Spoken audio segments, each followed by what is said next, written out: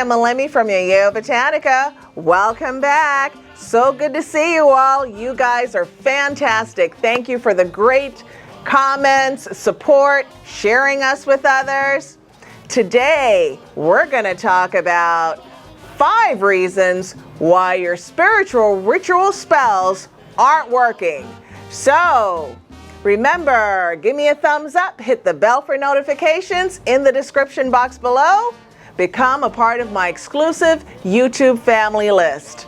We are www.yeyeo.com and I'm Elemi. I want to give a shout out to my people from North Carolina. Woo-hoo! Thanks for shouting us out. So let's get started on finding out why spiritual works aren't working. So I wanted to kind of share with you guys some reasons why some of the works that you do are extremely successful. You see a quick breakthrough, but other works you either don't see a good result, you don't see anything, or it's kind of like up, down, I got it and it went away type of thing, right? So I know this from all the different people who've come into the Botanica, who have read, they've talked about all different kinds of works that they've done. And I've kind of analyzed some of the reasons why I believe that sometimes spiritual works don't work. And I'd have to say the first reason is a clear request. So having real clarity about what exactly are you asking for or you want to manifest.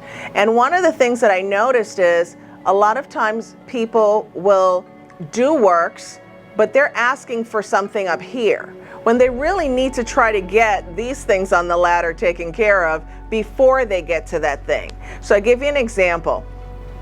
I had someone who said, oh, Elemi, you know, I've been doing this candle work all this time, just on and on and on. Sometimes the candles burn black, sometimes they go out, or sometimes, please watch my candle video so you can know all the different kinds of burns. But they kept saying that they were doing work and it just wasn't manifesting. So I said, well, what's this about?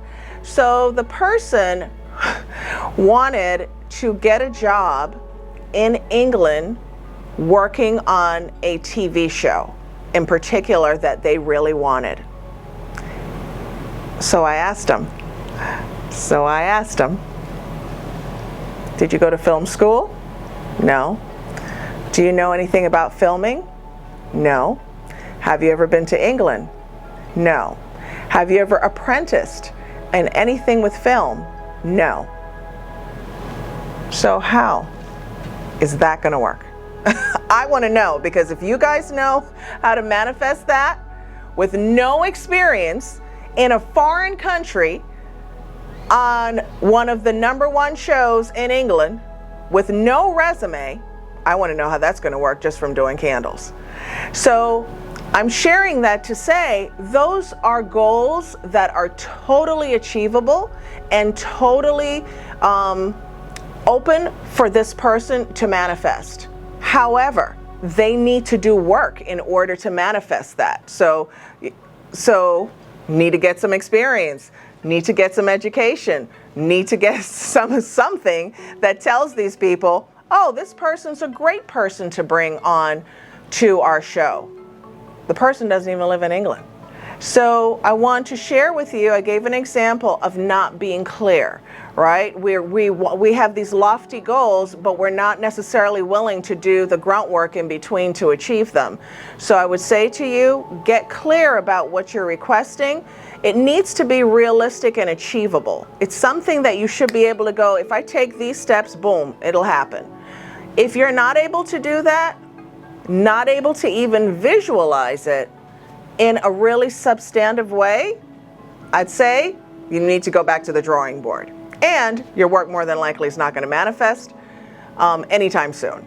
So the second thing is the ingredients may not be correct, or there are things missing from the recipe, I call it, right? So sometimes people have a lot of problems, spiritual problems, and they want to cleanse themselves, do banishing work, something like that, but all they're doing is liquid baths, or all they're doing is wiping Florida water on themselves, or all they're doing is doing a reversal candle. Well, I always say, big problems require big solutions, right? So I would say that one thing may not necessarily be enough, that you may need to put some things together like pieces of a puzzle to get that picture to manifest in terms of whatever work it is that you're doing. So I just gave a few examples. Definitely think about your own life. Think about things that maybe you've done or thought about, tried, that did not necessarily click, or you saw a little bit but you didn't see as much as maybe you could, right? So then the third thing is the timing is off. So people come in and they say, oh, should I do this ritual for a full moon? I hear that more than anything else. And if you'd like me to do a full moon ritual video, definitely comment below. So timing. Timing is really important. However, I do believe that sometimes, depending on what your problem is, right now is the right time. Not waiting, because when you're waiting, sometimes in between there, conditions change, right? So depending on the type of problem that you're having, get to it. If it is something that is not an emergency or something that is not oppressing you, then yeah, maybe wait a little bit for a full moon or a waning moon or whatever it is that you work with. But I will say that not everyone works with the moon cycle. So that's something to keep in mind. Sometimes the things that we're requesting, the timing is off in manifesting it. Sometimes people want to get a raise at work, or they want to change jobs, things like that. Sometimes Spirit says, this is not really the right time to go looking for another job. This is not the right time to request a raise, or this is the right time, strike right now, right? So timing is very important as well when doing different types of rituals and spiritual work. And here's a juicy one that a lot of times I don't hear people talk about. Remember, you heard me talk about it. That sometimes your guides are not in agreement with what you're requesting. Sometimes they're like, nah, pass, that's not for you, right? So I would say that that's something also to keep in mind, that the divine or your guides are saying, no, that's really not for you, for whatever reason. And sometimes that makes your work not manifest as well. And then the fifth thing that I would say is sometimes, so I just said before, your guides may say it's not for you. The fifth one and final one that I'll give, I mean I could give 20, but I'll just give 5 today, is it may not be for you, period, right? So I did a video, a live on Ori, your GPS that you're born with, right? Your higher self, your destiny, Orisha. Sometimes it's just not for you. And so the conditions, the timing, the ingredients, your guides, and your higher self are like, next, let that one pass. Let's wait for the other one. Why? Because as that old-fashioned statement says, one door closes for a better one to open. So I hope that was helpful. I hope you guys got some great ideas, gave you some clarity about your own condition, your own things that you're working on. And remember, I'm Elemi, www.yeyeo.com,